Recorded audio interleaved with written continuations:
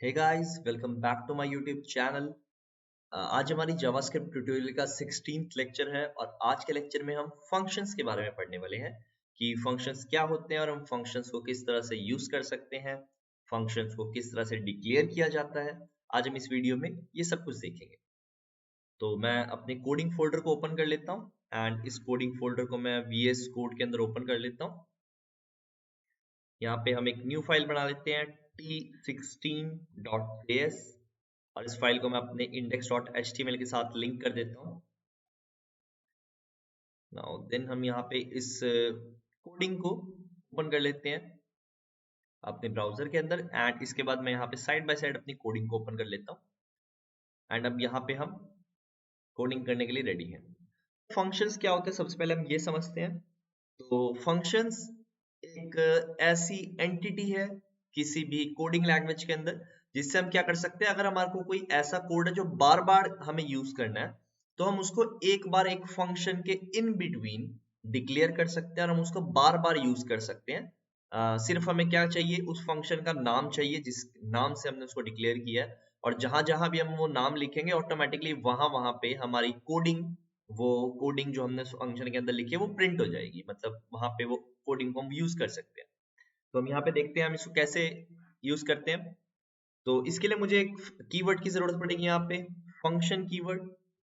Function को declare करने के लिए यहाँ पे मैं इसके बाद लिखूंगा फंक्शन का नाम। जैसे हम यहाँ पे एक कैलकुलेशन के लिए हम कुछ बनाते हैं, यहाँ पे लिख देता हूँ मैं ऐड और इसके अंदर मैं यहाँ पे क्या कर लेता हूँ, मैंने यहाँ पे क्या किया है, एक ब्लॉक को स्टार्ट किया और इस ब्लॉक के अंदर हम क्या कर लेते हैं, यहाँ पे रिटर्न करेंगे।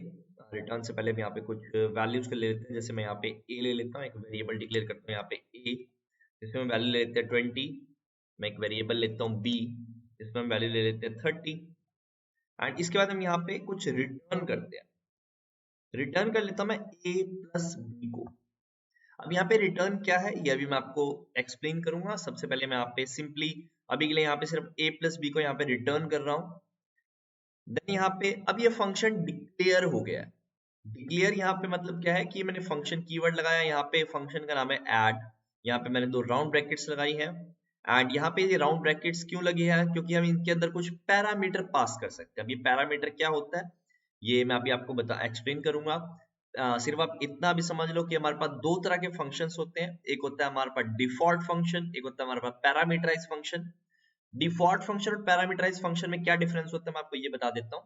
जैसे कि यहाँ पे ये फंक्शन है, ये एक डिफॉल्ट फंक्शन है जिसमें हमने सारे जो हमारी वैल्यूज हैं वो हमने फंक्शन के अंदर ही डिफाइन की है। अगर हम चाहते हैं कि जब हम फंक्शन को नीचे यूज करेंगे, अभी जैसे मैं इस फंक्शन को यहाँ पे यूज करता हूँ ऐड, इसका नाम लिख के मैं राउंड ब्रैकेट्स लगा के यहाँ पे सेमीकोलन लगा दूंगा, तो यहाँ पे क्या हो गया, ये फंक्शन कॉल हो गया अभी ऊपर वाला फंक्शन। तो यहाँ पे क्या मतलब है कि ये जो फंक्शन के अंदर की ये कोडिंग है, अब यहाँ पे मैं ये ऐड लिखूंगा वहां पे ये फंक्शन की कोडिंग आ जाएगी। तो यहाँ पे पैरामीटराइज फंक्शन का मतलब क्या है, हम यहाँ पे कुछ पैरामीटर पास कर सकते हैं और उन पैरामीटर्स को हम अपने कोडिंग के इन बिटवीन यूज कर सकते हैं। अभी हम इसका प्रैक्टिकल करके देखेंगे, पहले हम डिफॉल्ट फंक्शन को देख लेते हैं। अगर मैं यहाँ से सीधा सिंपली सेव करता हूँ, तो सेव करने के बाद यहाँ पे मेरे पास कुछ भी नहीं आ रहा। वो ऑब्वियस सी बात है क्यों नहीं आ रहा है यहाँ पे, क्योंकि मैंने इस a प्लस बी को यहाँ पे कुछ करवाया नहीं है। तो मैं यहाँ पे इसको डॉक्यूमेंट डॉट राइट करवा देता हूँ अपनी स्क्रीन पे प्रिंट करवाने के लिए। देन मैं यहाँ पे सेव करता हूँ तो मेरे पास यहाँ पे 50 आ रहा है जो इन दोनों का सम है। तो अगर मैं यहाँ पे इसको 3 से 4 बार लिख दूं तो यहाँ पे मेरे पास 50 50 50 50 आ जाएगा। यहाँ पे मेरे को बार बार इस कोडिंग को लिखने की जरूरत नहीं पड़ी, मैंने सिर्फ उस फंक्शन का नाम यहाँ पे कॉल किया और मेरे को क्या हो रहा है, यहाँ पे उस फंक्शन की कोडिंग यहाँ पे रन कर रही है। अब इसका बेनिफिट क्या हुआ, क्योंकि कोडिंग तो यहाँ पे आ ही गई, इनकी कोडिंग यहाँ पे आ गई। इसका फायदा ये हुआ कि अगर मुझे इन चारों में यहाँ पे मेरे को ये 4 बार कोडिंग लिखनी पड़ती है यहाँ पे और मुझे एक छोटा सा चेंज करना पड़ता, जैसे मैं यहाँ पे ए की वैल्यू 20 या 30 लेना चाहता हूँ तो मेरे को 4 बार उसमें चेंज करना पड़ता, तो मुझे एक ही बार करना पड़ा। मैं सेव करूंगा तो यहाँ पे सबकी वैल्यू अपडेट हो जाएगी। इसको अच्छे से एक बार प्रिंट करवाने के लिए हम यहाँ पे कॉमा लगा के एक बी आर को हम यहाँ पे प्रिंट करवा देते हैं ताकि यहाँ पे एक ब्रेक आ जाए इस लाइन के बाद। तो यहाँ पे मैंने इस टाइप से इसको प्रिंट करवा दिया। ये तो हो गया डिफॉल्ट फंक्शन। अब अगर यहाँ पे डिफॉल्ट फंक्शन की बात करें तो डिफॉल्ट फंक्शन में हम क्या कर रहे हैं, यहाँ पे एक फंक्शन को एक ही तरीके से यहाँ पे यूज कर पा रहे हैं कि सेम फंक्शन को हम बार बार यूज किए जा रहे हैं। बट अगर मैं चाहता था कि यहाँ पे मैं a प्लस बी का सम तो प्रिंट करवाऊं, लेकिन मैं यहाँ पे क्या करवाऊं, हर बार मैं अलग सम प्रिंट करवा सकूं कि मैं a की वैल्यू भी दूं, b की वैल्यू भी दूं और देन मैं यहाँ पे सम प्रिंट करवाऊंगा। तो मैं क्या कर सकता था, मैं यहाँ पे यूज करूंगा पैरामीटराइज फंक्शन। तो पैरामीटराइज फंक्शन यहाँ पे क्या होता है हम ये देखते हैं। मैं यहाँ पे इन दोनों वेरिएबल्स को हटाते नहीं, हम यहाँ पे इनको कमेंट कर देते हैं। मैं यहाँ पे सेव करता हूं, तो यहाँ पे अब a और b की वैल्यू ही नहीं है मेरे पास। मैं यहाँ पे एक बार इंस्पेक्ट में जाके इसकी कंसोल विंडो में देखता हूँ। कंसोल विंडो में मेरे को एरर दे रहा है कि a इज नॉट डिफाइंड। सबसे पहले ये a इज नॉट डिफाइंड बोलेगा, अगर a डिफाइंड हो जाएगा फिर ये बोलेगा b इज नॉट डिफाइंड। तो ये इस टाइप से कुछ एरर देता है। तो मैं a और b की वैल्यू यहाँ पे पास करने वाला हूँ। तो पैरामीटर का मतलब होता है यहाँ पे हम कुछ वैल्यू को पास कर सकते हैं। तो मैं यहाँ पे ऐसे पास कर देता हूँ a कॉमा b। तो मैंने यहाँ पे दो वैल्यूज ली हैं, यहाँ पे a की वैल्यू और यहाँ पे b की वैल्यू, और यहाँ पे हम क्या कर सकते हैं, नंबर पास कर सकते हैं कुछ भी जिनका हम सम करवाना चाहते हैं। जैसे मैं यहाँ पे 10 कॉमा 22 पास करता हूँ।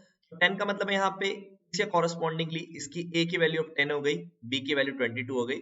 मैं सेव करता हूँ तो पहले में 32 आ गया, अगले में मैं डाल देता हूँ 11 कॉमा 50, तो अगले में 61 आ गया। इसमें मैं पास कर देता हूँ 96 कॉमा 4, तो यहाँ पे 100 आ जाएगा। इसमें मैं पास कर देता हूँ 50 कॉमा 31, तो इसमें 81 आ जाएगा। यहाँ पे अब हम क्या कर रहे हैं, पैरामीटर्स को पास कर रहे हैं और इन पैरामीटर्स के बेस पे हमारा रिजल्ट आ रहा है। यहाँ पे हम एक फंक्शंस को मल्टीपल टाइम्स यूज कर रहे हैं मल्टीपल रिजल्ट्स के लिए, और हम कोड को बार बार नहीं लिख रहे। तो ये हमारे पास यहाँ पे बेनिफिट है एक फंक्शन का, और हम यहाँ पे क्या कर सकते हैं, इसको यूज कर सकते हैं। देन हम यहाँ पे यूज करते हैं, हम यहाँ पे देखते हैं कि रिटर्न क्यों यूज हो रहा है। यहाँ पे रिटर्न हमने क्यों लगाया है। तो यहाँ पे सिंपली हम क्या कर लेते हैं, हम यहाँ पे इस डॉक्यूमेंट डॉट राइट को हटा देते हैं अभी के लिए, और यहाँ पे मैं क्या कर लेता हूँ, a प्लस बी को मैंने यहाँ पे प्रिंट करवाया, बिल्कुल ठीक है। मैं यहाँ पे क्या कर लेता हूँ, एक और वैल्यू ले लेता हूँ जैसे कि a माइनस बी, मैं सामिंग करंट लगा लेता हूँ, और यहाँ पे रिटर्न को यूज नहीं करता। मैंने यहाँ पे दो चीजें लिखी हैं, a प्लस बी और a माइनस बी। अब अगर मैं यहाँ पे क्या करूँ, मैं यहाँ पे अभी तक कुछ प्रिंट नहीं हो रहा मेरे पास, मैं यहाँ पे क्या करूँ, इस फंक्शन को मैं यहाँ पे एक ही फंक्शन ले लेता हूँ सिंप्लिसिटी के लिए, मैं यहाँ पे बाकियों को कमेंट आउट कर देता हूँ। तो यहाँ पे हम क्या कर लेते हैं, इस एक फंक्शन को प्रिंट करवाने के लिए मैं यहाँ पे क्या करता हूँ, इसको डॉक्यूमेंट डॉट राइट में लिख लेता हूँ। मैं सेव करूंगा, यहाँ पे मेरे को क्या दे रहा है, अनडिफाइंड। ये अनडिफाइंड वैल्यू क्यों दे रहे हैं यहाँ पे मेरे को, मैंने तो बिल्कुल सही यहाँ पे पैरामीटर्स पास किए और मैं इनको प्रिंट भी करवा रहा हूँ। तो प्रॉब्लम क्या आ रही है, ये कंफ्यूज हो रहा है कि इसको कौन सी कोडिंग को रिटर्न करना है इस वैल्यू में। मतलब यहाँ पे कि क्या रिटर्न हो मेरे पास, क्या मुझे इस फंक्शन का आउटपुट मिले जो यहाँ पे प्रिंट होना चाहिए। बट अगर मैं यहाँ पे कुछ रिटर्न नहीं कर रहा अभी, अगर मैं यहाँ पे सिंपली सिर्फ इस फंक्शन को यहाँ पे रन करूं और मैं इन दोनों को ही डॉक्यूमेंट डॉट राइट में लिख लूं, मैं यहाँ पे इन दोनों को डॉक्यूमेंट डॉट राइट में लिख लेता हूं,